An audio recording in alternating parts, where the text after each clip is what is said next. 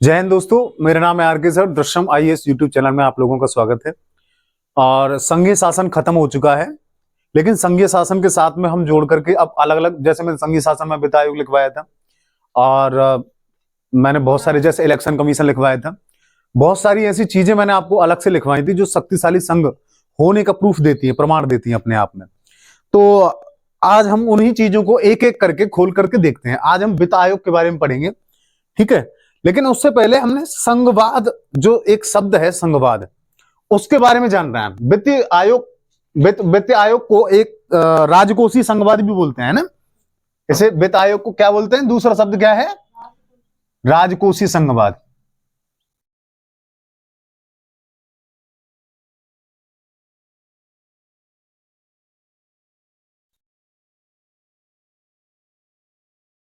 राजकोषीय संघवाद, ध्यान रखना इस चीज को। क्या हुआ? इसे बोलते हैं फिजिकल फेडरलिज्म। समझ में आ रही है? फिजिकल फेडरलिज्म कहीं से भी उठ के आ सकता है। ये ऐसे भी नहीं हो सकता कि वित्त आयोग के नाम से पूछा जाए, यहां से भी पूछा जा सकता है राजकोषीय संघवाद क्या है। समझ में आ रही है? पूछ वित्त आयोग के बारे में ही रहा है, लेकिन पूछ क्या रहा है? इससे शब्द बदल देता है, टर्मिनोलॉजी बदल देते हैं। समझ में आ रही है? इसी को हम कई सारे शब्दों में बता सकते हैं। जैसे संघवाद है क्या? बहुत सारे बहुत तरीके के संघवाद होते हैं, जैसे कि संघवाद,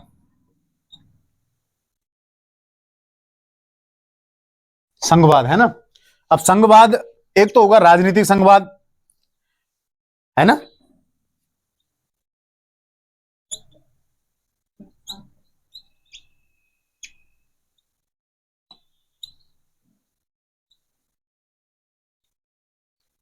पॉलिटिकल फेडरलिज्म। दूसरा सामाजिक संघवाद,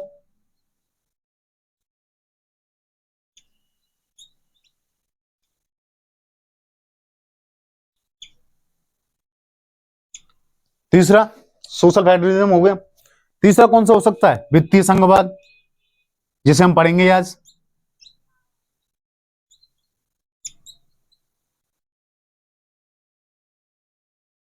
मेरी राइटिंग को मत जाना, मेरी राइटिंग बहुत अच्छी नहीं है, समझ में आ रही है? इसलिए जो मैं बोल रहा हूं उसको समझो, ठीक है। अब इसका मतलब क्या होता है? इसके मतलब हम कई सारे निकाल सकते हैं, कोशिश करो बताने की। भाई संघवाद तो हर चीज में चल सकता है। अब आपके घर में क्या है? आपके घर से एग्जांपल लेते हैं हम, शुरुआत में बहुत नॉर्मल सा एग्जांपल लेते हैं। आपके घर में कौन सा एग्जांपल है? एकात्मक शासन है, संघवाद है? संघवाद है। संघवाद उसे कहते हैं आपके दादा दादी, पापा मम्मी, आपके भाई बहन, चाचा चाची के बच्चे और चाचा चाची के परिवार, पूरे फैमिली हो, उसे बोलते हैं संघ, ज्वाइंट फैमिली। समझ में आ रही है? नहीं है तो कौन से हुए आप? एकात्मक। समझ में आ रही है? मैं यहां किसकी बात कर रहा हूं? संघ की बात कर रहा हूं। लेकिन संघवाद तो मैंने समझा दिया आपको, फेडरलिज्म सारी चीजें। वित्त आयोग को पढ़ने से पहले हम थोड़ा संघवाद के बारे में चर्चा कर लेते हैं। संघवाद और इसमें से भी 3 डायमेंशन निकाल दी मैंने आपको।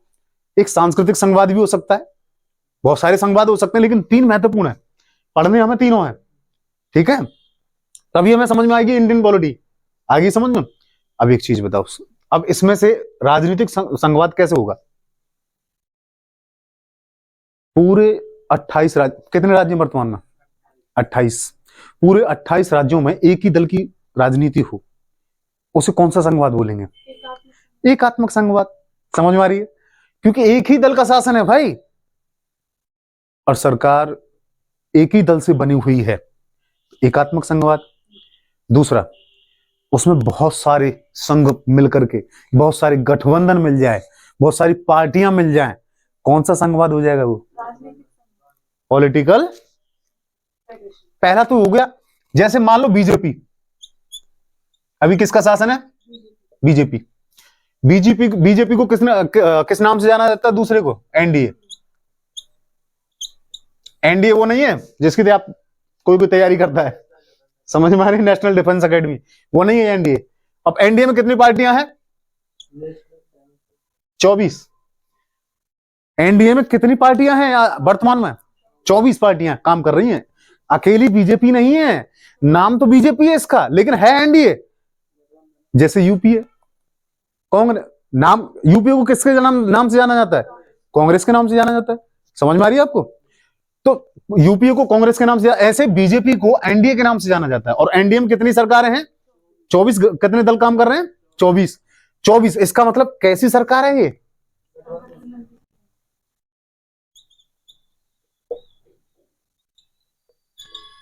गठबंधन सरकार। समझ में आ रही है? इसे बोलते राजनीतिक संघवाद। समझ में आ रही है? इसमें बहुत सारे दल काम करें, जैसे कि बीजेपी तो ऊपर लिख दिया मैंने, कांग्रेस,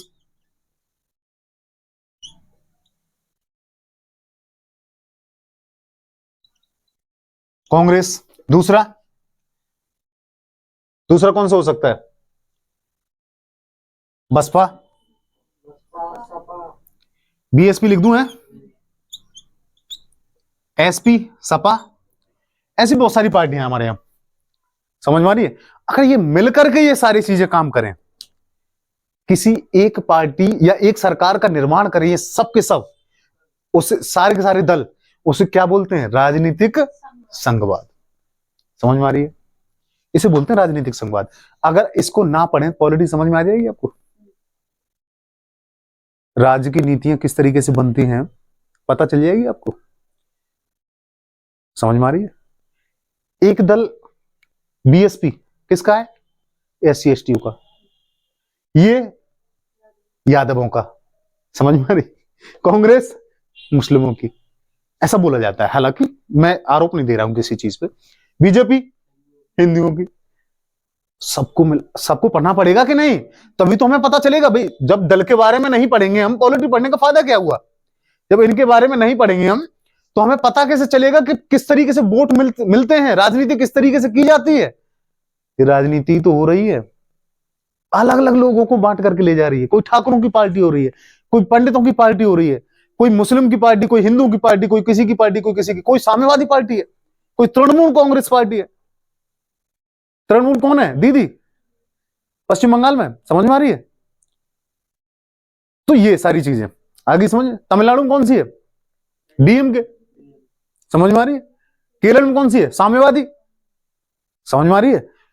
पहली ऐसी पार्टी थी साम्यवादी, जिसे पहली बार पूरे विश्व में साम्यवादी पार्टी का गठन हुआ था। कहां? पहली पहली सरकार बनी थी किसकी? साम्यवादी दल की, केरल में, 1959 में।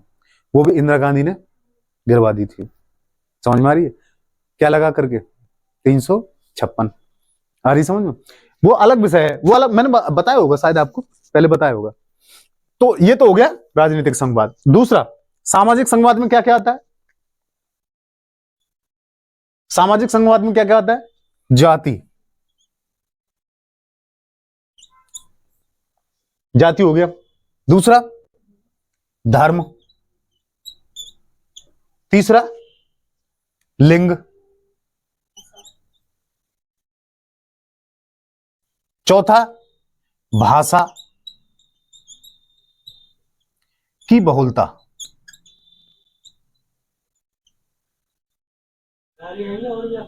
बहुत सारे आ सकते हैं इसमें, कोई दिक्कत नहीं है इसमें।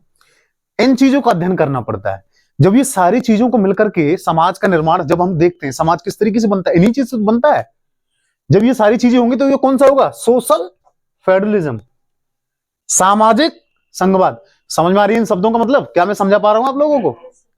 जब ये सारी चीजें, जब आपको समझ में आ रही हैं सारी सारी चीजें, तो आपको पॉलिटी अच्छे से समझ में आएगी। और मेंस का आंसर लिखना आप सीख जाओगे। किस तरीके से प्री का आंसर लगाते हैं, किस तरीके से मेंस का आंसर लिखते हैं। ऐसे ही तो जब शब्दों की गंभीरता नहीं समझोगे, शब्दों के बारे में नहीं समझोगे, किस तरीके से आप लिखोगे आंसर राइटिंग? बताइए, इनके बारे में नहीं जानोगे तो। तीसरा है वित्तीय संघवाद, इसे ही बोलते हैं राजकोषीय संघवाद। ये अलग से लिखने की जरूरत नहीं है मुझे, अब इसको तो पढ़ाना ही है मुझे। समझ में आ रही है? अब इसको तो मुझे पढ़ाना ही है फिर। तो अगला हेडिंग क्या डालोगे? वित्तीय आयोग या वित्तीय संघवाद। अगली हेडिंग यही डाले ना, वित्त आयोग यानी फाइनेंशियल कमीशन या संघीय शासन, इसमें वित्त आयोग के साथ साथ। ठीक है।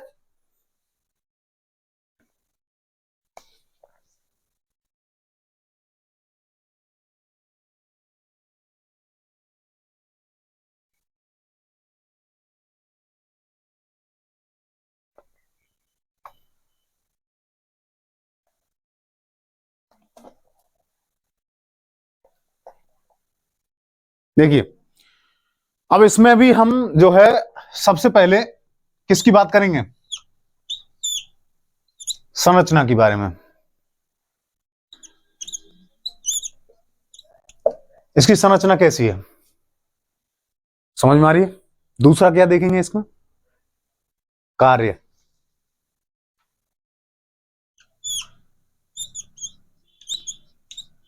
दूसरा कार्य देखेंगे। तीसरा क्या देखेंगे? इसकी भूमिका क्या है, रोल क्या है। समझ में आ रही है? किसी चीज को पढ़ने का एक स्पष्ट नजरिया होना चाहिए आपका। बनाओ ऐसे पॉइंट, अपने आप भी खुद भी स्टडी कर रहे हो ना, बनाओ अपने विधायक पढ़ रहे हो, इसकी संरचना देखो, कार्य देखो, इसके भूमिका देखो, फिर इसके संबंधित विवाद देखो, क्या विवाद चल रहे हैं, क्योंकि विवाद से सबसे ज्यादा क्वेश्चन पूछा जाता है आजकल। सबसे ज्यादा राज्यपाल के ऊपर विवाद ही तो है। सरकारी आयोग, पुंछी आयोग, जितने भी आयोग बने हैं इसी के कारण तो बने हैं। विवाद उत्पन्न। राज्यपाल के बारे में कैसी कैसी टिप्पणी दे रहे हैं कि राज्यपाल क्या है? संघ का एजेंट है, प्रतिनिधि है। समझ में आ रही है? ये राज्य सरकार को काम नहीं करने देता है, केंद्र सरकार दखल करती है, इसको हटाना चाहिए, मुख्यमंत्री की सलाह पर नियुक्ति होनी चाहिए इसकी। बहुत सारी चीजें हैं जो कि मैं बताने वाला हूं। समझ में आ रही है? तो इसके क्या देखेंगे? विवाद।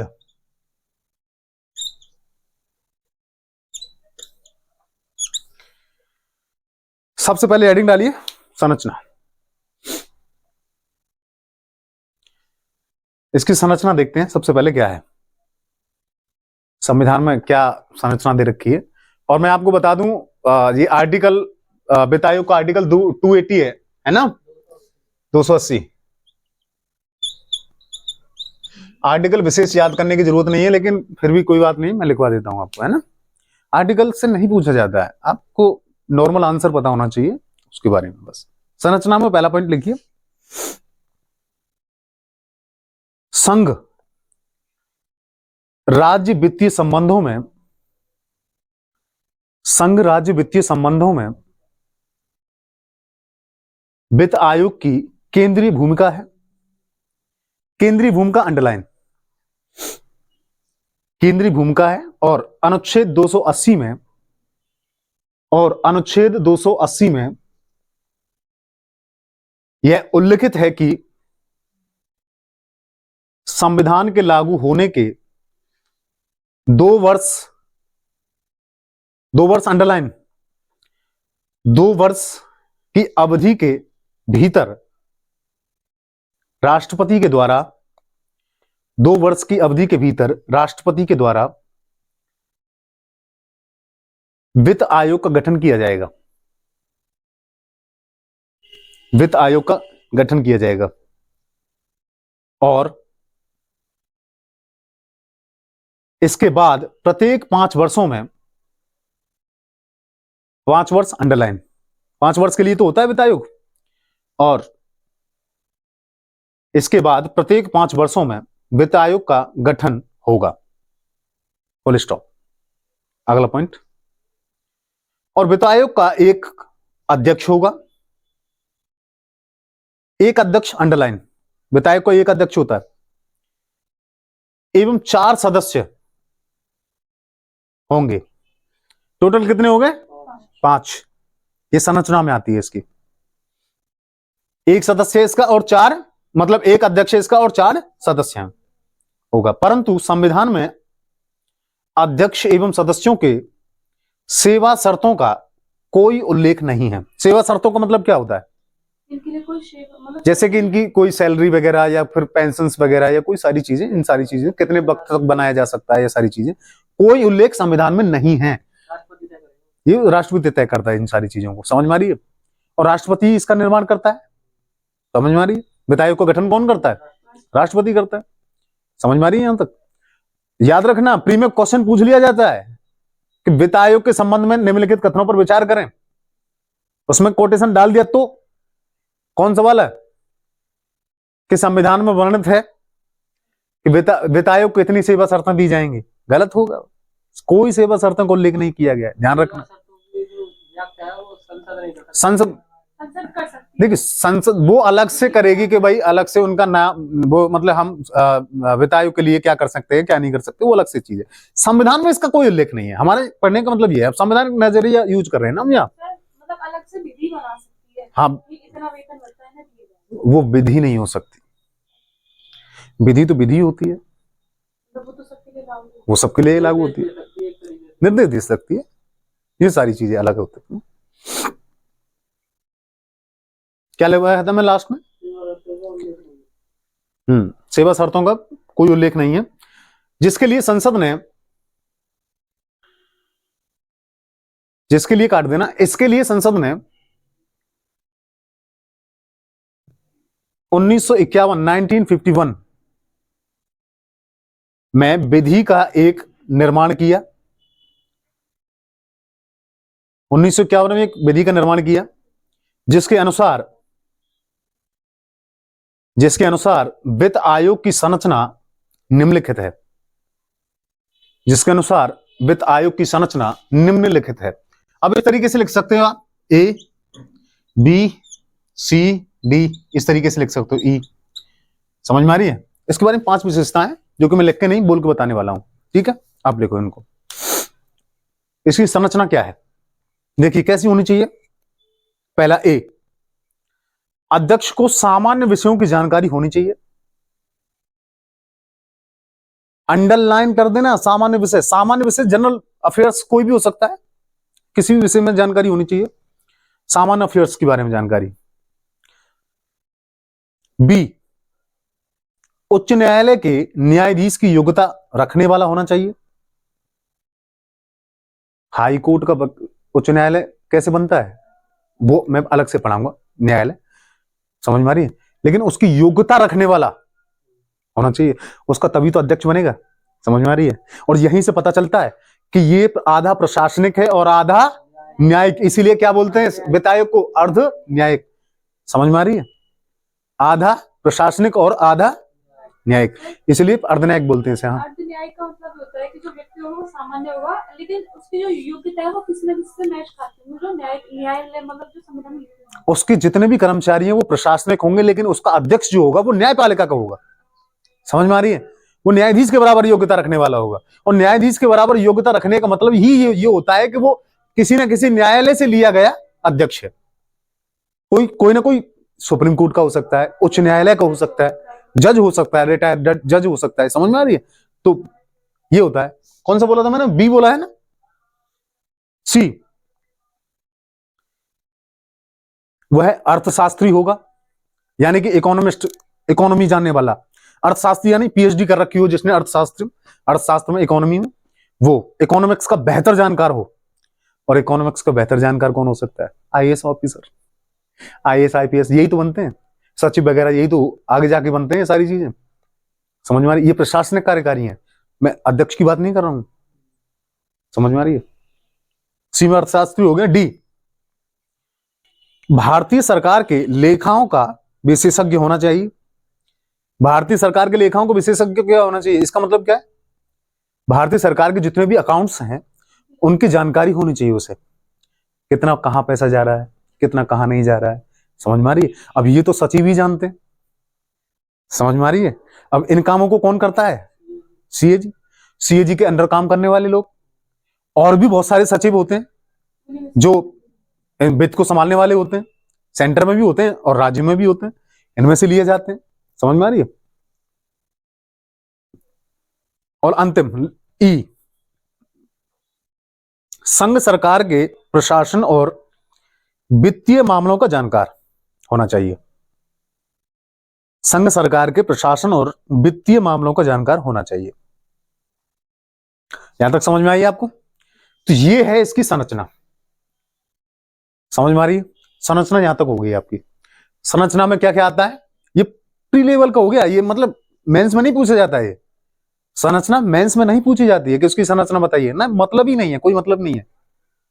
ये प्री के हिसाब से है कि प्री में किस तरीके से पूछे जाते हैं, भाई वित्त आयोग का अध्यक्ष किस तरीके से चुना जाएगा, उसकी योग्यताओं को वर्णन कीजिए।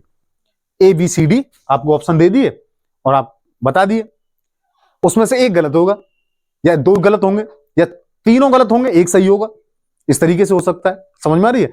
तो जो मैंने लिखवाया है उनको अंडरलाइन कर देना। ABCDE 5 तो योग्यताएं होनी चाहिए उसमें, 5 वर्ष के लिए होना चाहिए। कौन चुनता है? राष्ट्रपति चुनता है। आर्टिकल कौन सा है? 280 है। ये चीज याद रखने की है, ये संविधान में वर्णित है। सेवा शर्त है, संविधान में नहीं है, ये याद रखने की है। क्या याद होगा, क्या नहीं करना है, क्या करना है, क्या नहीं करना है, ये भी याद होना चाहिए आपको। समझ में आ रही है? बहुत माइनॉरिटी, बहुत बारीक नजर से देखना चाहिए किसी भी चीज को, समझ में आ रही है? तब जाकर के योग्यता पैदा होती है आपके अंदर, तब जाकर के आप प्रीलिम्स निकाल पाते हो, मेंस लिख पाते हो। समझ में आ रही है?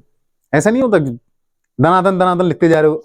वित्त आयोग के बारे में पूछा जा रहा है और आप लेकर वित्त आयोग का संबंध जो है 280 में दिया गया आर्टिकल, तो उसकी 5 योग्यताएं हैं, फलान ढिकाना। नहीं पूछता इसके बारे में। जो पूछ रहा है उसके बारे में लिखना, आगे बताने वाला हूं। अगली हेडिंग डालिए, कार्य। इसके कार्य क्या क्या हैं? वित्त आयोग के कार्य क्या क्या होते हैं?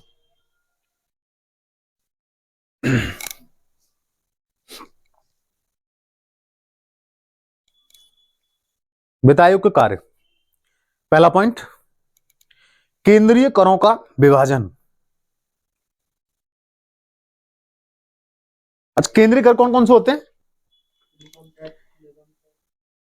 मैं सेंटर टैक्स लिख सकता हूं यहां पर, सीटी, इसे समझ जाना। मतलब केंद्रीय कर कौन कौन से हैं? आईटी, इनकम टैक्स, दूसरा निगम, निगम कर, कस्टम ड्यूटी हो सकती है, तीसरा, है ना? ये सारी चीजें हो सकती हैं। ऊपर से 2 चीजें और जुड़ जाती हैं इनमें। एक होता है शेष, पहला, और एक होता है सरचार्ज।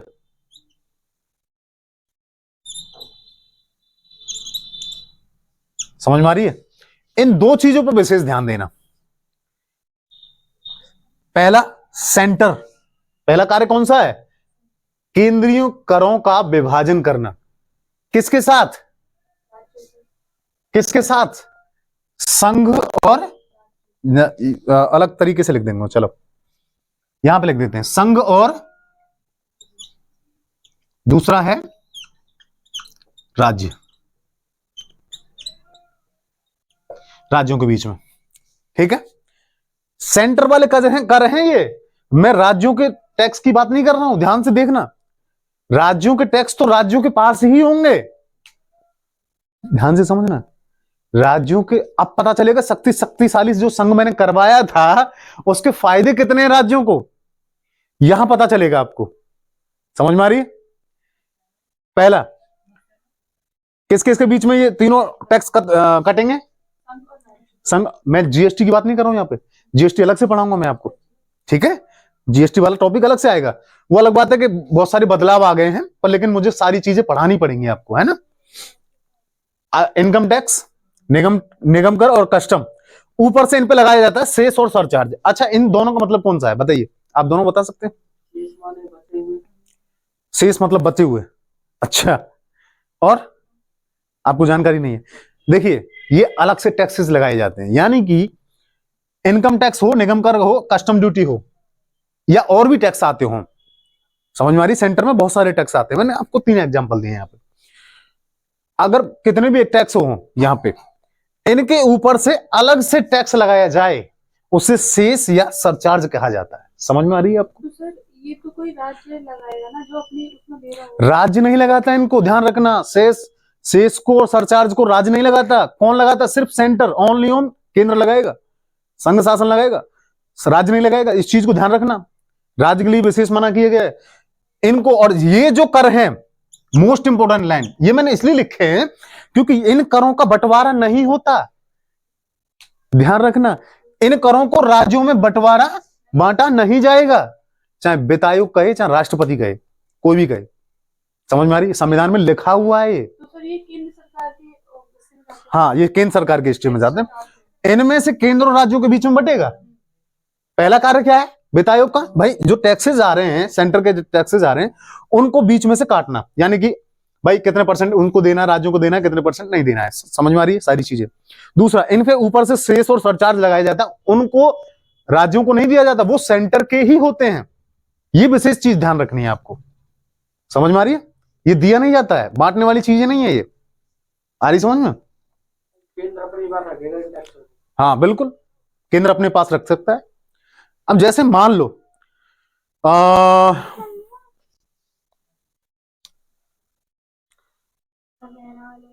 इन टैक्सों के माध्यम से संघ कितना पैसा कमाता होगा, सोच के देखो। अरे 100 रुपये मान लो यार, 100 रुपये मान लो, 100 रुपये हो गए। अब ये 100 रुपये जो हैं कितने राज्यों में बटेंगे? पहले 29 थे, अब 28 हो गए, 28। समझ में आ रही? 100 में 28 में से बटेंगे। और जो 8 यूटीज हैं वो तो केंद्र की जिम्मेदारी है ही, वो तो केंद्र के अंडर में आते ही आते हैं, वहां पे तो केंद्र देता ही देता है पैसा। लेकिन 28 राज्यों को भी पैसा देगा। किनमें से? इनमें से। ये जितने भी टैक्सेस हैं, मान लो 100 रुपए इन्होंने कमाए, है ना? अब मैं बिलियंस और ट्रिलियंस नहीं बोल सकता, संख्या भी ना मुझ पे लिखी जाएगी ना तुम्हारे समझ में आएगी। 100 रुपए के एग्जाम्पल देख सकते हो आप यहाँ पे, 100 रुपए के एग्जाम्पल देखो। 100 रुपए राज्य ने कमाए, यानी कि सेंटर ने कमाए और इनकम टैक्स से आए, उनमें से जो है 28 राज्यों को पैसा बटेगा। ये पैसा किस आधार पर बटेगा वो अलग बात है, समझ में आ रही? इसका बेस अलग क्लियर कट है, लेकिन उसे समझाने से पहले 1-2 लाइन और लिख लो इसमें, इसी में जोड़ देना आप। अभी इसी को मतलब जो मैंने समझाया है इसको मत लिखना अभी, है ना? उसको लिख लो आप। क्या बोला था मैंने लास्ट में? केंद्रीय करों का विभाजन, पहला पॉइंट बोला था ना ये।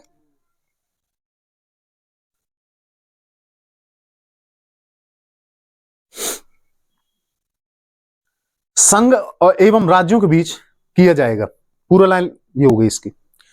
केंद्रीय करों का विभाजन संघ एवं राज्यों के बीच किया जाएगा।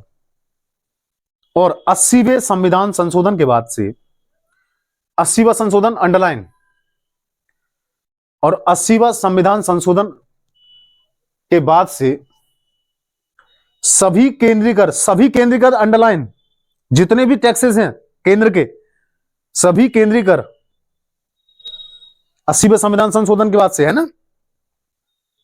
सभी केंद्रीय कर संघ एवं राज्यों के बीच विभाजित किए जा रहे हैं।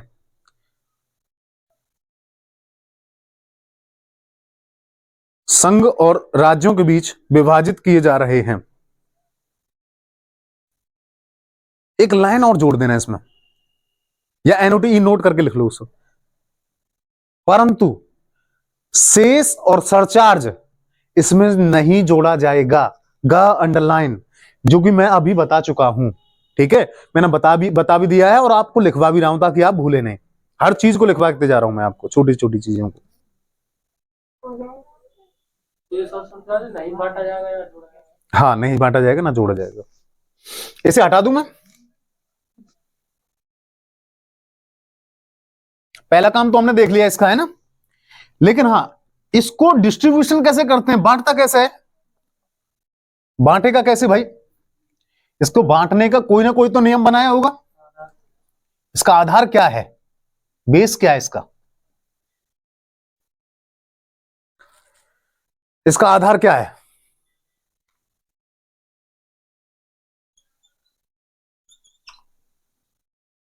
आधार के बहुत सारे बेसिस हो सकते हैं। वित्त आयोग किन बेसों पर राज्यों को पैसा देने की बात करता है? मैंने जो 100 रुपए लिखवाए थे ना, उनमें से 14वें वित्त आयोग की रिपोर्ट के अनुसार बता रहा हूं मैं, 15वें वित्त आयोग की बात नहीं कर रहा हूं।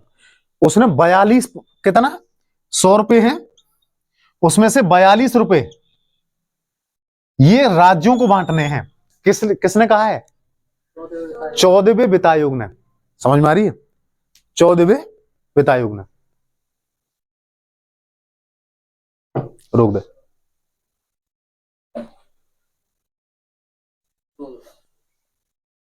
यहां तक समझ में आ गया आपको? यानी कि 100 रुपए में से कितना परसेंट देना पड़ेगा राज्यों को? 40 नहीं, 42%, 42%। और ये कौन से आयोग की रिपोर्ट है? 14वीं वित्त आयोग की,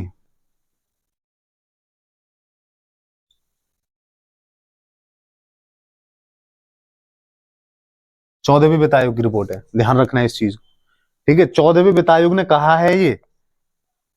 इससे पहले 13वीं वित्त आयोग जो था वो 32% कह रहा था, इसने बढ़ा दिया और 15वां और बढ़ाएगा। अब पता नहीं कहां तक बढ़ता जाएगा, समझ में आ रही है। कम भी हो सकता है हर 5 साल बाद में सबकी जो है ड्यूरेशन कम हो सकती है। और जो आधार बेस बता रहा हूं मैं आपको, जो आधार बता रहा हूं मैं आपको, ये जो है कम भी हो सकते हैं और ज्यादा भी हो सकते हैं, लेकिन मैं 14वें वित्त आयोग के आधार पर बता रहा हूं आपको कि सबसे पहले क्या है, आय और दूरी के हिसाब से, आय दूरी, आय एवं दूरी। फिर दूरी किससे मापी जाएगी? दूरी दिल्ली से? दिल्ली से नहीं। आय और दूरी का मतलब आप गलत समझ रहे हो। दूरी का मतलब ये थोड़ी ना कि जम्मू कश्मीर से लेकर कन्याकुमारी, ये दूरी नहीं। आय का मतलब होता है हमारी राष्ट्रीय आय कितनी है। चलो मैं आपका सामान्य टेस्ट नहीं ले रहा हूं, नेशनल इनकम कितनी है अंदाज से बोल दो, 100 रुपए, मान ठीक है 100 रुपए मान लीजिए। हमारी नेशनल इनकम कितनी है? 100 रुपए। अब राज्यों की नेशनल इनकम भी तो होती है, राज्यों की स्टेट लेवल की इनकम भी तो होती है टैक्सों से, उसकी 100 रुपए से ज्यादा होगी तो, और किसी की 100 रुपए से कम भी है, किसी की 10 रुपए है, किसी की 100 रुपया। उनको इक्वल कैसे किया जाएगा? उनको इक्वल कैसे किया जाएगा? इसी हिसाब से तो बनाया गया है ये। समझ में आ रही है आपको? नहीं समझ में आया? दोबारा समझाता हूं। आय का इनकम टैक्स का मतलब ये होता है कि हमारा नेशनल इनकम से उनका कंपेयर किया जाएगा कि आपकी नेशनल इनकम कितनी है राज्यों की, उसी हिसाब से उनमें पैसे बांटे जाएंगे। इसका सीधा सिंपल अर्थ यही है, और कोई अलग से खोपड़ी लगाने की जरूरत नहीं है। जितना खोपड़ी लगाने की जरूरत है ना उतना ही लगाओ, बस ज्यादा दिमाग लगाने की जरूरत नहीं है, खर्च करने की जरूरत नहीं है। और तुम्हारे पास है भी नहीं इतना दिमाग, ठीक है, जितना लगाओ उतना है भी नहीं। तो इसमें आय और एवं दूरी के हिसाब से कितने पैसे बांटे जाएंगे यहां पर, इसे खत्म कर दूं यहां से। कितने पैसे बांटे जाएंगे यहां पे, कितने परसेंट? 50%। समझ में आ रही है? कितने में से? 100 में से नहीं, 42। मतलब बड़े चालाक बन रहे हो यार। मतलब 100 में से पूरा 50% लोगे आप। ये तो वित्त आयोग की रिपोर्ट भी नहीं है। 42% में से, समझ में आ रही है? और 100 में से 42% है। 100 किसका है? केंद्र का, और 42 राज्यों का बांटा जाएगा, वो भी 14वें वित्त आयोग के अनुसार, ठीक है। उसमें 42% में से 50% किसका होगा? आय एवं दूरी के हिसाब से राज्यों को बांटा जाएगा। दूसरा क्राइटेरिया क्या है? जनसंख्या।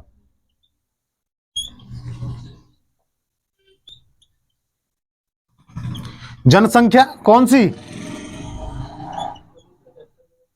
1971 वाली जनसंख्या। हमारी लोकसभा की सीटें भी इसी से निर्धारित है, समझ में आ रही है? विधानसभा की सीटें भी इसी से निर्धारित है, राज्यसभा की सीटें भी इसी से निर्धारित है। और अभी बना दिया तो अब सोच के देखो, नहीं सोच के देखो, अब जनसंख्या नियंत्रण, एक ही इंसान था जो जनसंख्या पर नियंत्रण कर रहा था ईमानदारी से, राजीव गांधी। समझ में आ रही है? बेचारे उसको भी मरवा दिया गया था 1989 में बॉम्ब से। समझ में आ रही है? इसलिए कभी गले में हार मत पहनना, कोई पहना है तो। अगर तुम आगे पॉलिटिशियन बनते हो, गले में भारी सा हार हो, उससे दूर, समझ में आ रही है? उस हार को कभी मत पहनना। इस सीख से, गलतियों से सीख लेना चाहिए। इतिहास हमें सिखाता है कि नहीं, तो दोबारा इतिहास में ऐसी दोबारा गलती ना हो। हाँ समझ में? राजीव गांधी से यहाँ। दूसरा, इंदिरा गांधी से सिक्योरिटी सिस्टम लेना, अपने ही सिक्योरिटी वालों से सतर्क रहना। 1984 में ध्यान रखना, उन्हीं के सिक्योरिटी गार्ड थे। हमें दूसरा सीख क्या लेनी है? अपनों से सावधानी। समझ में आ रही है? अपनों से, ये क्योंकि यही बुरा चाकू भोंकते हैं पीठ पर, ध्यान रखना। तो हम यहाँ बात कर रहे थे 1971 की जनसंख्या। अब 1971 की जनसंख्या क्यों बढ़ी भाई? 2011 की जनगणना क्यों नहीं लेके आए? 1971 की ही क्यों?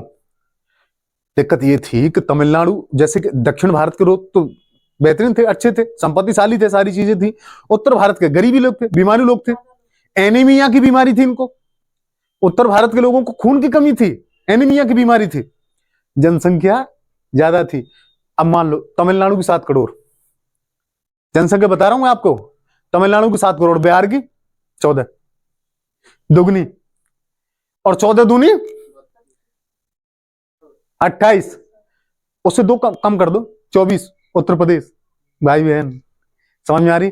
दोनों भाई भाई, उसका क्षेत्रफल भी कम है बिहार का और जनसंख्या ज्यादा है। भाई अब एक चीज बताओ, तुम उत्तर प्रदेश जनसंख्या बढ़ाए जा रहे हो और जनसंख्या के हिसाब से तुमको पैसे मिलने, तो घाटा किसको जाएगा? तमिलनाडु को जाएगा, दक्षिण भारत के लोगों को जाएगा कि नहीं? भाई वो राज्य आपत्ति जताएंगे कि नहीं कि हमारे लिए जो है आप इस तरीके से बंटवारा कर रहे हो, पैसों को बंटवारा आप उनको ज्यादा दोगे, हमको कम दोगे। वो तो बढ़ाई जा रहे हैं, हमने तो जनसंख्या नियंत्रण कम कर लिया, वो तो बढ़ाई जा रहे, रुक ही नहीं रहे। आपको पता है बिहार और उत्तर प्रदेश इन दोनों को मिला लें और 2011 की जनगणना के अनुसार सीटों का अगर आवंटन कर दें लोकसभा की, तो अकेला 250 सीट लोकसभा की केंद्र में यही की होंगी, उत्तर भारत की। उत्तर भारत की मतलब 2 राज्यों की, यूपी और बिहार, क्योंकि हम पे काम धंधा कुछ नहीं है। समझ में आ रही है? समझ रहे हो ना? ठीक है, तो हम करते क्या है ये, अब उस आधार पर 1971 में रोक लगा दी, इसलिए झगड़ा पैदा ना हो। ठीक है, अब 1971 के अनुसार कितने पैसे बांटे जाएंगे इनको जनसंख्या के आधार पर? 17.5%। ठीक है, 17.5%। इसने दूसरा क्राइटेरिया अपना लिया। अब भाई देखो थोड़ी सी तो गड़बड़ी होगी। अब 24 करोड़ की जनसंख्या यूपी में है और 14 करोड़ की जनसंख्या बिहार में है, 7 करोड़ तमिलनाडु में, तो ये भी तो थोड़ा सा गलत है यार नैतिकता के हिसाब से। अब वित्त आयोग ने सोचा थोड़ी सी तो नैतिकता दिखाई ले, समझ रहे हो? थोड़ी सी तो नैतिकता दिखाई ले, एक और पॉइंट जोड़ देते हैं जनसंख्या वाला, वो 2011 वाला उसने जोड़ा। जनसंख्या की जगह मैं ऐसे लगा दूं, आपको पता चल जाएगा। ठीक है, सेम जनसंख्या वाला। और 1971 की जगह उसने क्या जोड़ा? 2011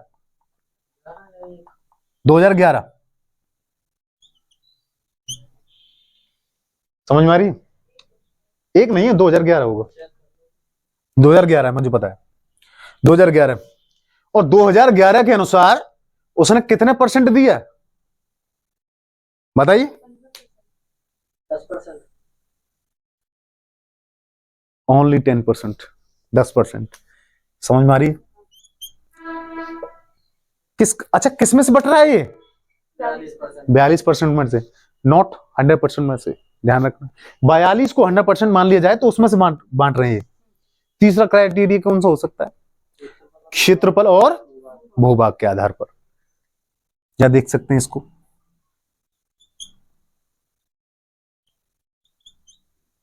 क्षेत्रफल स्लैश भूभाग।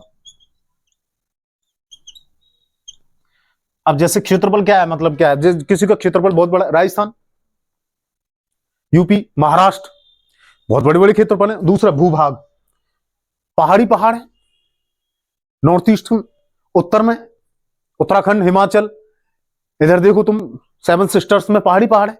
खेती नहीं, इकोनॉमी नहीं है, पैसा कहां से आएगा? टैक्स ही नहीं है, किस पे टैक्स लगाएं? राज्यों के पास पे, बीमारू राज्य इसलिए तो बोलते उत्तर भारत के राज्यों को। समझ में आ रही है? एनीमिया की कमी किसमें है? उत्तर भारत के राज्यों में। नीचे तो खून की बेहतरीन धारा बह रही है, समझ में आ रही है? हालांकि सदाबहार नदियां उत्तर भारत में है, भूगोल के हिसाब से देखा जाए तो सदा नीरा जिसे बोलते हैं, लेकिन सदा ब्लड नीरा जिसे बोलते हैं वो दक्षिण भारत में है, क्योंकि दक्षिण भारत के लोग जनसंख्या कम है, बीमारी कम है, आराम से बढ़िया तरह से रह रहे हैं, आराम से लिटरेसी भी बढ़िया, पढ़े लिखे लोग भी हैं, जॉब भी मिल जाती है आराम से। और अच्छा एक और चीज, हमारे मुंबई का निर्माण, महाराष्ट्र का निर्माण बेहतरीन तरीके से किसने किया जानते हो आप? बेंगलुरु का निर्माण आज बेहतरीन सिटी बन रखी है, वो मेट्रो सिटी है, किसने किया? उत्तर प्रदेश और बिहार के लोगों ने। भाई रोजगार की कमी हमारे यहाँ है, यहीं से तो जाते हैं। मुंबई किस लिए जा रहे हैं? कमाने के लिए। उसको बेहतरीन निर्माण किसने किया? हमने, लेकिन हम ही को पैसा नहीं है। गलत बात है कि नहीं? अब गलत बात क्या है यार? उनके लिए हम अपनी जनसंख्या पर रोक लगा दें तो हमारी भी सारी चीजें सही हो सकती है। समझ में आ रही है? अच्छा एक चीज और, कोरोना काल में सबसे ज्यादा डेथ कहां से हुई थी? उत्तर भारत से। समझ में आ रही? सबसे ज्यादा कोरोना कहां फैला था? उत्तर भारत में। ध्यान रखना इस चीज को। क्योंकि जहां जनसंख्या होगी वहां बीमारी ज्यादा होगी। और मैं आपको बताता हूं, पॉपुलेशन कंट्रोल करना इसलिए जरूरी था। एक ही इंसान महान था, उसलिए प्रणाम करता हूं मैं बहुत जोर से। कौन था? राजीव गांधी। अपने दम पर या कैसे भी सही, उसने चाहे संविधान का थोड़ा सा अवहेलना की हो, किया तो था, कोशिश तो की थी जनसंख्या नियंत्रण करने पर। और एक साथ, ऐसा नहीं कि हिंदुओं की हो, हिंदू मुस्लिम सब, सिख ईसाई सब सब समेट दिए थे उसने। दे दनादन खत्म। बच्चा बूढ़ा कोई भी हो, जवान, सबकी नसबंदी। समझ में आ रही? अच्छा किया। यहां में अच्छा लग रहा है इस क्राइटेरिया को देखकर, पैसा मिल रहा है ना यहाँ। असंग कितना अच्छा है, अपने पैसे में से पैसा दे रहा है। हमारा बाप कितना अच्छा है। नहीं समझ रहे? अगर आपको राज्य मान ले, आप लोगों को राज्य मान ले और आपके पिताश्री को संघ मान ले। अब आपके पास पैसा नहीं, अब हालांकि संघीय शासन है आपके घर में मान लो, और कोई डिवीजन ऑफ पावर है तुम्हारे पास में, भाई तू 1 रुपए मेरे से नहीं लेगा, मैं तेरे से 1 रुपए नहीं लूंगा। अपने अपने नियम कानून अपने अपने बनाओ, ठीक है? क्षेत्रफल दे दिया, तेरा घर ये है, तेरा घर ये है, तेरा घर ये है। अब कोई बच्चा मान लो कोई कमाता ना हो, एक बच्चा बेरोजगार, मतलब ऐसा हो, शादी नहीं हुई हो मान लो एक, और एक बड़ा बेटा उसकी शादी होगी, उस पर 4 बच्चे हैं, कितना कमाएगा वो? मान लो दोनों बराबर कमाते हो, भले खर्चा किसका ज्यादा हो रहा है? यूपी और बिहार का। इनडायरेक्टली समझ रहे हो ना भाई? बच्चे तो सबसे ज्यादा कहां हैं हमारे पास? तमिलनाडु, 7 करोड़ की जनसंख्या, उससे दुगनी बिहार में, उससे भी दुगनी यूपी में। हद है। अब इनको देना चाहिए या नहीं? इसलिए 14वें वित्त आयोग ने 10% दिया। समझ में आ रही? इसलिए ज्यादा होगी और पैसा कम मिलेगा तो अपने आप बेरोजगारी आ जाएगी। भाई बेरोजगारी तो अपने आप आएगी। जनसंख्या, हमारे यहाँ फैक्ट्री लगाने से लोग डरते हैं। हमारे यहाँ फैक्ट्री, टाटा इंडस्ट्री उत्तर प्रदेश में भी आई थी, बिहार में भी आई थी लगाने के लिए, लेकिन वहां क्या है, बिहार और उत्तर प्रदेश में पूर्वांचल देखा है आपने? वहां पे क्या कनपट्टी इतने इतने खोके दे, कब तक देगा इंडस्ट्रियल? हर रोज गाड़ी पे गाड़ी आ रही है, दबंगगिरी पे। हमारे यहाँ दबंगी तो है, दक्षिण भारत में ऐसा नहीं है। गुजरात में मोदी थे उस समय, मोदी सबको ले गए। भाई हमारे यहाँ आज आज आज आज मोदी, यही तो चालाकी सीखनी चाहिए मोदी से। समझ में आ रही है? मोदी अनपढ़ नहीं है, बहुत समझदार इंसान है इस चीज में। गुजरात को जाकर देखो, दिल्ली फेल है उसके सामने। समझ में आ रही है? अहमदाबाद को देखो तुम जाकर के, कितना गजब का टाटा इंडस्ट्री लगा दी उसने। बहुत सारी मारुति सुजुकी इंडस्ट्री वही है गुजरात में। जितनी सारी इंडस्ट्री देखो महाराष्ट्र में और गुजरात में, तमिलनाडु में, दक्षिण भारत में, कर्नाटक में। क्यों है? हमारे यहाँ कनपट्टी पे बंदूक रखते हैं, तमंचे पे डिस्को। समझ में आ रही है? तमंचे पे डिस्को करते हैं हमारे यहाँ, इसलिए रह गए। क्या मिला? टुनटुना, बाबा जी का ठुल्लू। समझ में आ रही है? तो अब ऐसा करते रह जाओ तो कुछ नहीं मिलेगा आपको। सरकारों को समझा रहा हूं, इस लेक्चर को देखना जरूर, इसीलिए आपको पैसा नहीं मिलता। अब तीसरा कौन सा है? तीसरा वाला जनसंख्या वाला दूसरा हो गया ना। चौथा है ये क्षेत्रफल और भूभाग के आधार पर। भूभाग के मतलब टेढ़े मोड़े हो सकते हैं भाई, उनके पास में कुछ है नहीं, तो इस हिसाब से उनके लिए कितना परसेंट होगा? 15%, क्योंकि उनके पास में कोई आय का साधन नहीं है ना। 15% उन लोगों के लिए, ठीक है? अगला भी है क्या? बताइए कौन सा है? ये 14वें वित्त आयोग ने ही जोड़ा है, पहले नहीं था ये क्राइटेरिया। पहले इतना ही था। पहले कितना था? 3 थे, अब आय और दूरी, जनसंख्या 1971 वाली।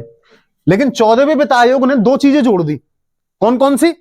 एक तो जनसंख्या वाला ये जोड़ दिया, यानी कि जहां पे 10% वाला ये वाला हिस्सा के इस आधार पर दे देंगे, नैतिकता दिखा दी उन्होंने। चौथा, 5वां वनारोपण है ना, वनारोपण।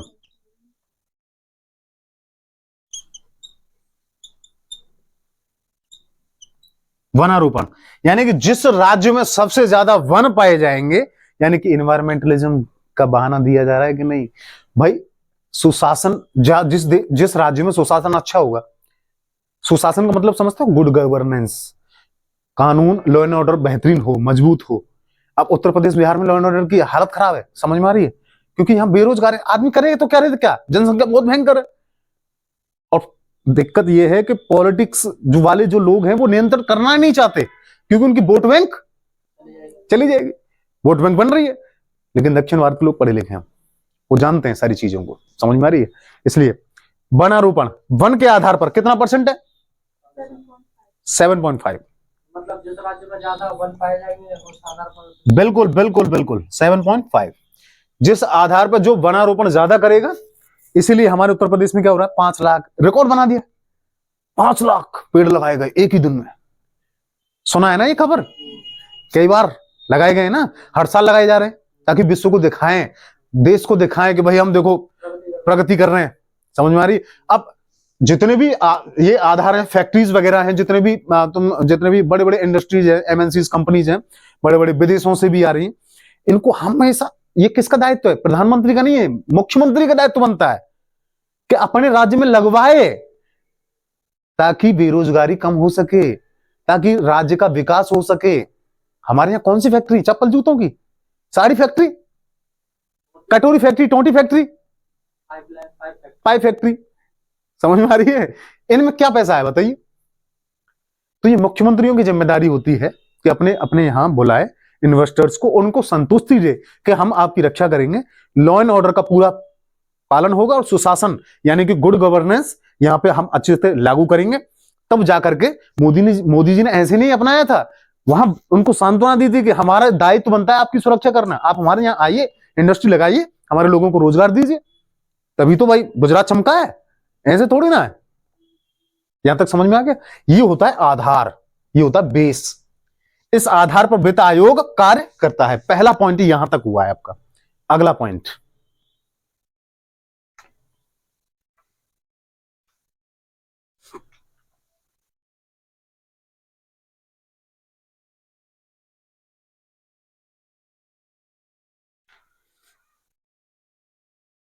अगला पॉइंट लिखिए, वित्त आयोग के द्वारा संघ सरकार से राज्यों को दिए गए अनुदान, अनुदान अंडरलाइन, अनुदान के सिद्धांत, अनुदान के सिद्धांत, ग्रांट एंड एड, इंग्लिश में बोलते हैं इसे ग्रांट एंड एड, कोमा में कोष्टक में लिख लेना इसको, का निर्धारण किया जाता है। अच्छा देखिए, इतना पैसा तो वैसे ही मिल रहा है, 42% तो दे ही रही है सरकार, केंद्र सरकार, लेकिन उसके बावजूद ग्रांट भी दे रही है, अनुदान भी दे रही है, अतिरिक्त खर्च। समझ में आ रही है? अलग से कोई ज्यादा भी कोई बेचारे पे है ही नहीं, सहायता कर दें यार।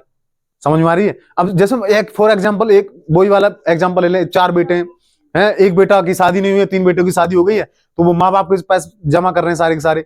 अब जो माँ है या बाप है वो हिसाब करेगा किस तरीके से पैसा बांटा जाए, वो किस तरीके से करेगा, सबसे कम किसको देगा?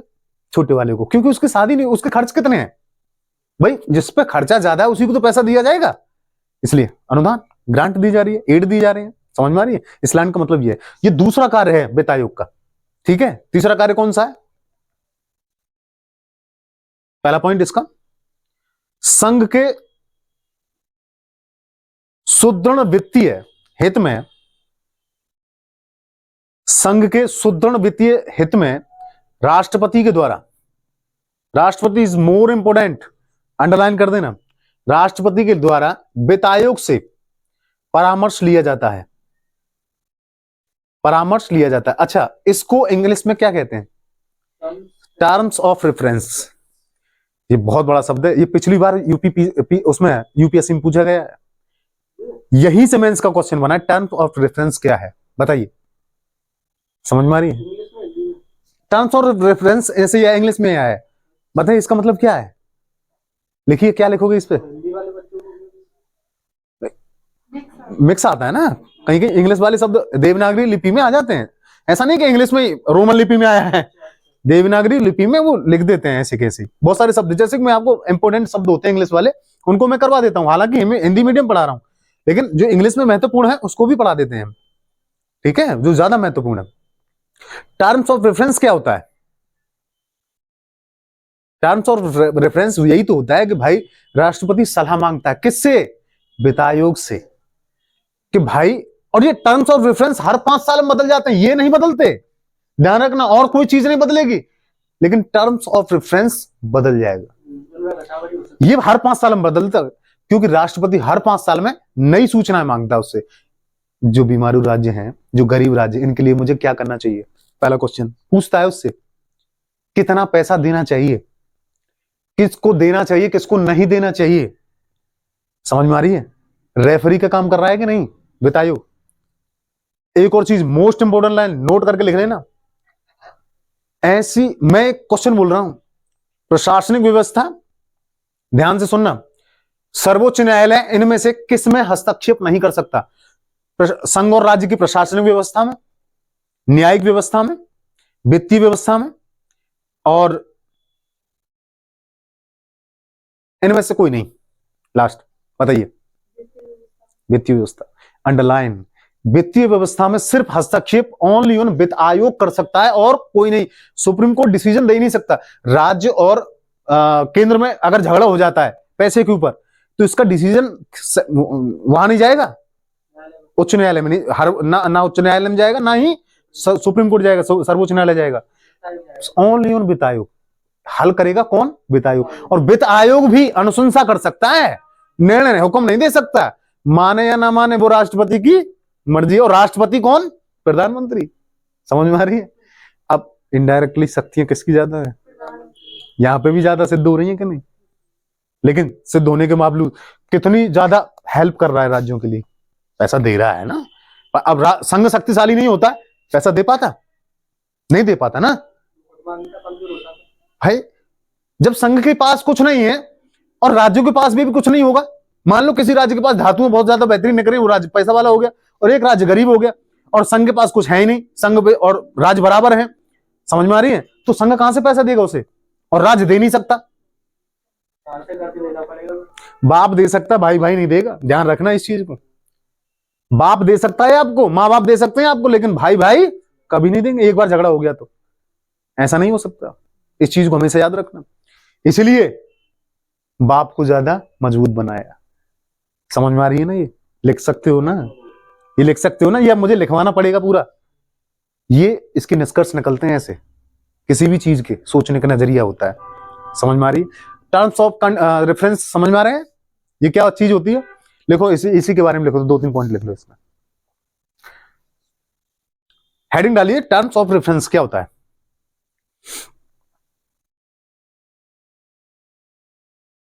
पहला पॉइंट इसमें, राष्ट्रपति के द्वारा वित्त आयोग से परामर्श लिया जाता है या लिया गया कि राज्यों को उधार के बोझ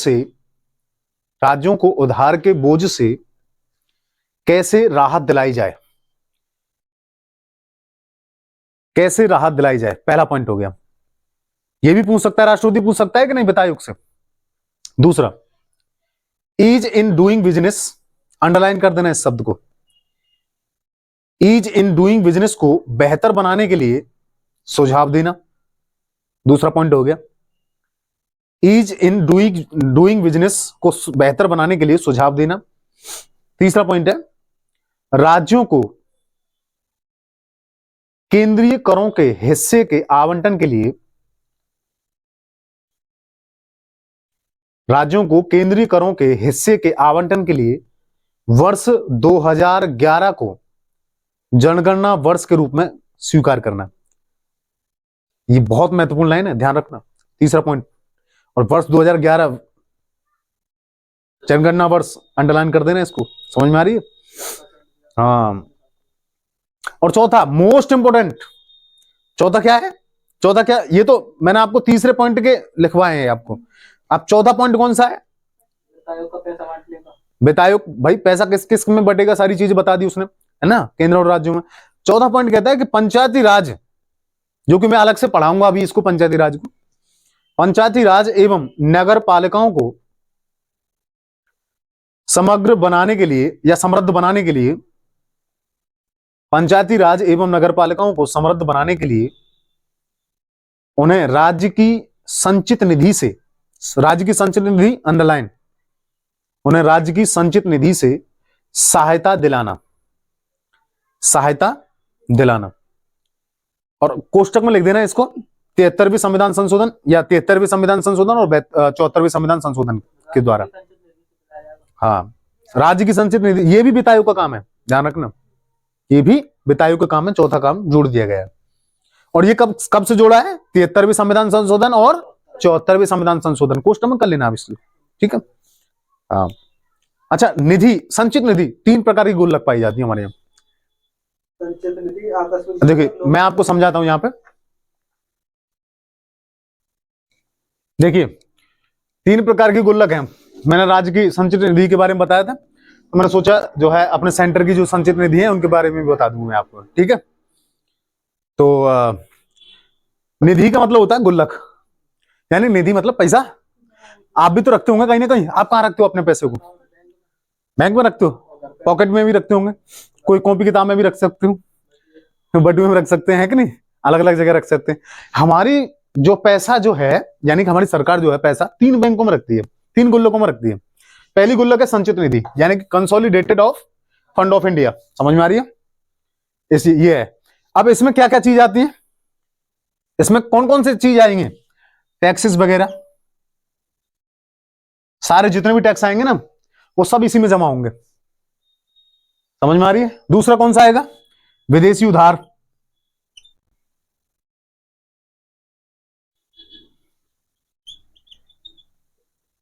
जैसे भारत सरकार किसी से, IMF से, वर्ल्ड बैंक से या किसी भी देश से मदद मांग रही है तो सारा पैसा कहां जाएगा? संचित निधि में जाएगा ये सारा पैसा। और इसका जो मालिक होता है वो कौन होता है?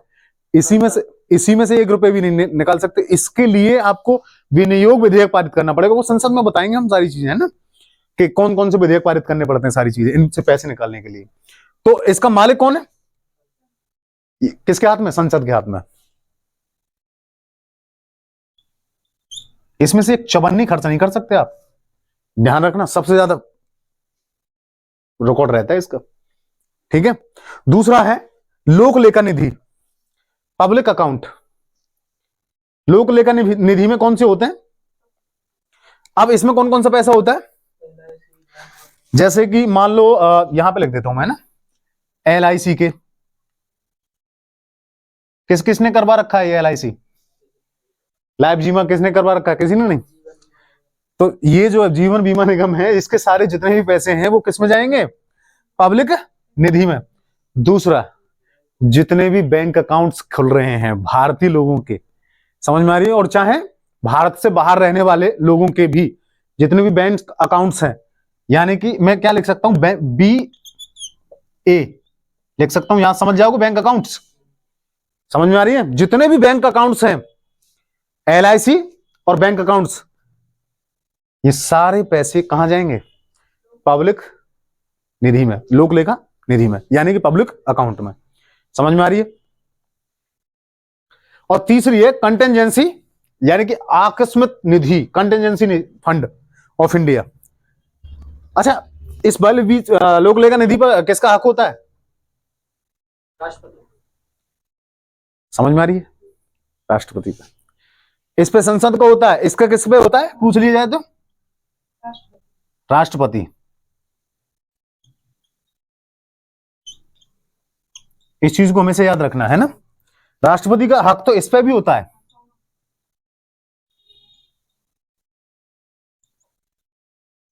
समझ में आ रही है?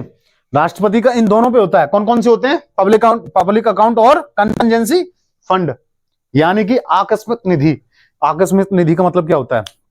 ये तो मैंने बता दिया आपको, LIC वगैरह और बैंक अकाउंट वगैरह के पैसे होते हैं इसमें, ठीक है।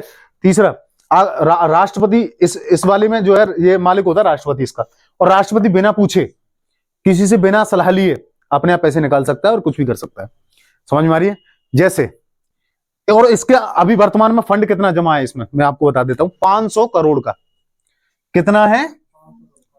500 करोड़। CR लिख दूं यहां पे, 500 करोड़ का इतना फंड होता है इसमें। और ये जब मन करे जब निकाल सकता है। जैसे कि केरल में बाढ़ आई थी तब हेल्प की थी, इसी अकाउंट से तो की थी। अचानक कुछ भी हो जाए, इसलिए आकस्मिक निधि है। अचानक से कुछ भी हो जाए ना, जैसे आपके घर में कोई इमरजेंसी आ जाए तो आप इमरजेंसी के लिए पैसे रखते होंगे कि नहीं? ऐसे ही इमरजेंसी के लिए माँ बाप पैसे रखते हैं, बेटे नहीं।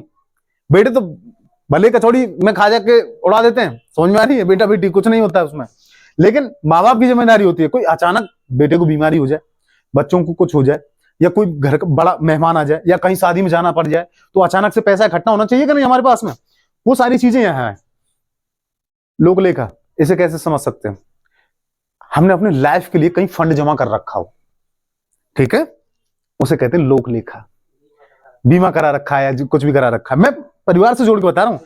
और फिक्स डिपॉजिट और संचित निधि, हमारे पास जितने भी पैसे आ रहे हैं, जहां से भी आ रहे हैं, सारी चीजें उधार ले रहे हैं, कुछ भी कर रहे हैं, वो एक जगह पे इकट्ठे हैं, उसको पूरा पता निशान एक ही जगह पे, और वो तिजोरी में रखे हुए हैं ताला लगा करके। तो इसको खोला नहीं जाए, इसको खोलेंगे घर में सब बैठ करके मशवरा किया जाएगा, विनियोग विधेयक पास किया जाएगा, उस विधेयक से फिर बहुत सारी डिबेट्स पैदा होंगी, तब जाकर के पैसे निकले जाएंगे। समझ में? यहां से पैसा निकालना बड़ा मुश्किल है, यहां से निकाल सकते हो, यहां से भी निकाल सकते हो, कोई दिक्कत नहीं है। तो 3 प्रकार की गुल्लक है हमारे यहाँ, समझ में आ रही है?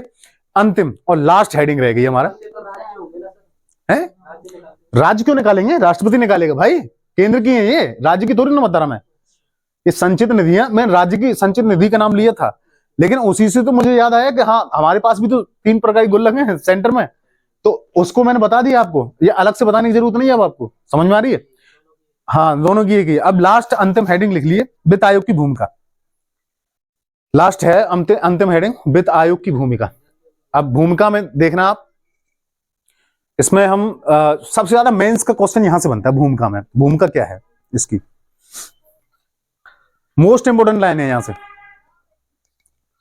पहला पॉइंट, वित्त आयोग के द्वारा राज्यों के बीच विद्यमान क्षेत्रीय विषमता अंडरलाइन न्यूनतम करने का प्रयास किया जाता है। किसके द्वारा? वित्त आयोग के द्वारा। ध्यान रखना कितना बेहतरीन पॉइंट दिया गया है। न्यूनतम प्रयास करने का प्रयास किया जाता है, इसलिए उन राज्यों को केंद्रीय करों का ज्यादा हिस्सा प्राप्त होता है, इसलिए उन राज्यों को केंद्रीय करों का ज्यादा हिस्सा प्राप्त होता है जो आर्थिक रूप में पिछड़े हैं, क्योंकि मैंने पहले बताया था आपको, है ना, जो आर्थिक रूप में पिछड़े हैं। जो मैंने विश्लेषण किया था ना, वही लिख दिया है मैंने यहाँ पे, वही सारी चीजें आएंगी। लिखने में कुछ अलग चीज हो जाती है और बताने में कुछ अलग फर्क हो जाता है। दूसरा पॉइंट, राज्यों के बीच समानता स्थापित करने के लिए 15वें वित्त आयोग अंडरलाइन बन चुका था। ये 15वें वित्त आयोग ने यह सुझाव दिया है कि जल्दी जल्दी लिखना, केंद्रीय करों के विभाजन के लिए वर्ष 2011 अंडरलाइन मोस्ट इंपोर्टेंट है। किसने सलाह दी है? 15वें वित्त आयोग ने वर्ष 2011 को आधार वर्ष भी अंडरलाइन के रूप में प्रयोग करना चाहिए। मोस्ट इंपोर्टेंट लाइन है ये, आधार वर्ष के रूप में प्रयोग करना चाहिए। समझ में आ रही है? 1971 की बजाय। आप समझ रहे हो ना मैं क्या कहना चाह रहा हूं? पहले बता दिया था मैंने। तीसरा पॉइंट,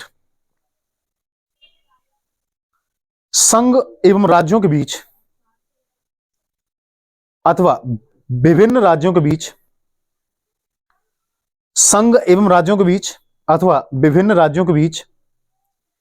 वित्तीय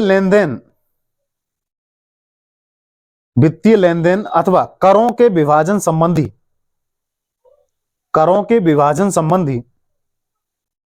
विवादों का निर्धारण करना मत लिखना है ना, विवादों का निर्धारण अंडरलाइन उच्चतम न्यायालय नहीं कर सकता। मोस्ट इंपोर्टेंट लाइन है ये, पूछा जा सकता है। उच्चतम न्यायालय नहीं कर सकता, जो कि मैंने बताया था आपको, नहीं कर सकता, अपितु वित्त आयोग संपादित करता है। समझ में आ रही है? वित्त आयोग इसमें हस्तक्षेप कर सकता है। चौथा पॉइंट, वित्त आयोग अपनी अनुशंसा अंडरलाइन, कोई आदेश नहीं दे रहा है, अनुशंसा कर रहा है। हाँ, मान भी सकता है केंद्र, ना भी मान सकता है। अनुशंसा, राष्ट्रपति की बात कर रहा हूं मैं।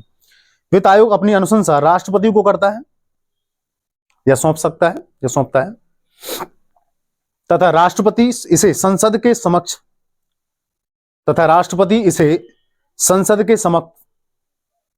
रखवाता है। राष्ट्रपति इसे संसद के समक्ष रखवाता है। लगभग 150 शब्दों के आसपास हो गया मेंस का। आप इतना लिख सकते हो कि नहीं, ये सारी चीजें वित्त आयोग के बारे में।